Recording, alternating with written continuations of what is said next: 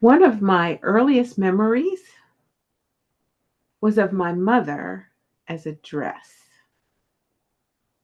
She wore the most beautiful, glamorous tea length dresses, and they swirled and shimmered. And I thought my mother was kind of like the good witch in The Wizard of Oz.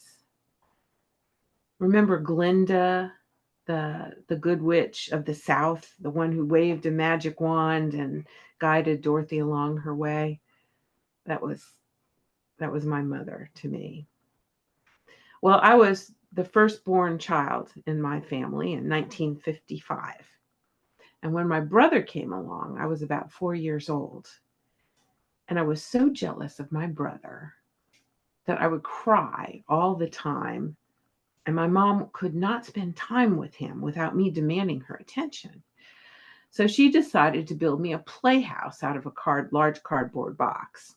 And she used a knife to carve out the doors and the windows. Well, the knife slipped and cut her, and there was blood. And I do remember that blood.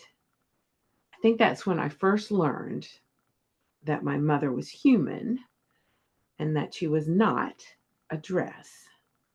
Dresses don't bleed. Well, our family grew, and we were a big Catholic family. And we would often get Kentucky Fried Chicken after Mass on Sunday. However, there were Sundays when we would beg for that fried chicken, but my dad would say, no, we are eating at Pisha's Pizza Palace. You see, for some odd reason, my mom and dad called themselves Pisha and Porge. I think because my dad's name was George. And, Georgie, Porgy, puddin' and pie, kissed the girls and made them cry.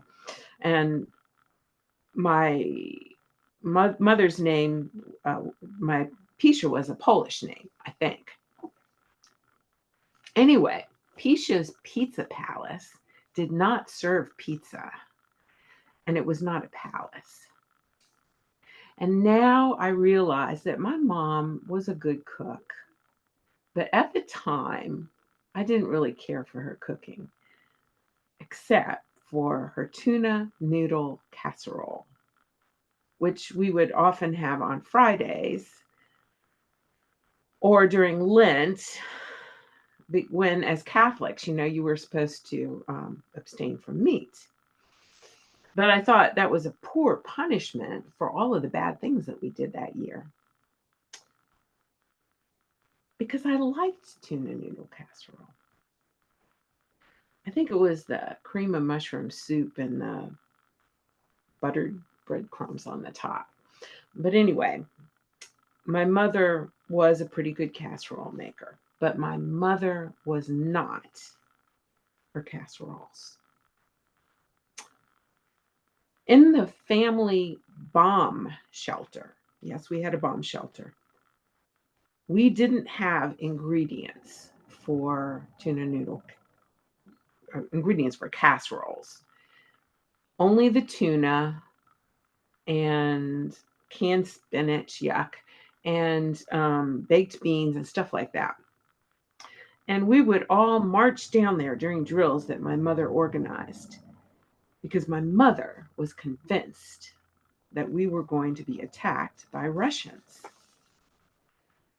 Now, I'm afraid of Russians too, but for different reasons I won't get into here. But when I became a teenager, I would argue with my mom about socialism. It seemed like a good idea to me. I said, Mom, the nuns are teaching us about how Jesus wanted everyone to share and take care of poor people. So why shouldn't we do that now? And she would accuse me of siding with the communists. And I would say, do I look like a communist to you? My friends told me not to trust anyone over 30. I'm going to my room. And I would slam my door and listen to Simon and Garfunkel records, and especially that song that the record player needle would skip on every time because I played it so much. I kept moving the needle. The one where they sang, I am a rock, I am an island. And I was glad to barricade myself from all those Nazis. But my mom was not a Nazi. Well, sometime in my adulthood, I realized who my mom really was. She wasn't a dress or a casserole or a Nazi. She was a real person. Imagine that. I noticed that she did a lot for other people, not just in our family. She helped at the church and volunteered for various projects. But she was not her service to others. That didn't define her. As a young woman, she used to love figure skating and bowling, but she wasn't able to continue those hobbies when we moved out in the country. Instead, she collected plates from her travels with my dad and played bridge with her friends. And my mom was a unique person with worth and dignity, just like everyone else. And she deserved respect. Well, shortly before my mom died, I visited her and read to her from Father Jim Martin's book, My Life with the Saints. I read to her to help distract her from her pain, but also to avoid arguments.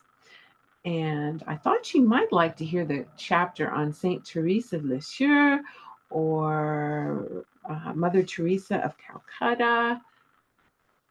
But no, she wanted me to read the chapter on Thomas Merton. Thomas Merton? Mom, I didn't know you were interested in him. You see, Merton was a contemplative monk who was popular with my generation, I thought. Well, Mom said, yes, I think you should read Merton's book, No Man is an Island, which is one I hadn't read. So I finally did read that book, and I discovered some pearls of wisdom. And I learned just a little bit more about the person who was my mother.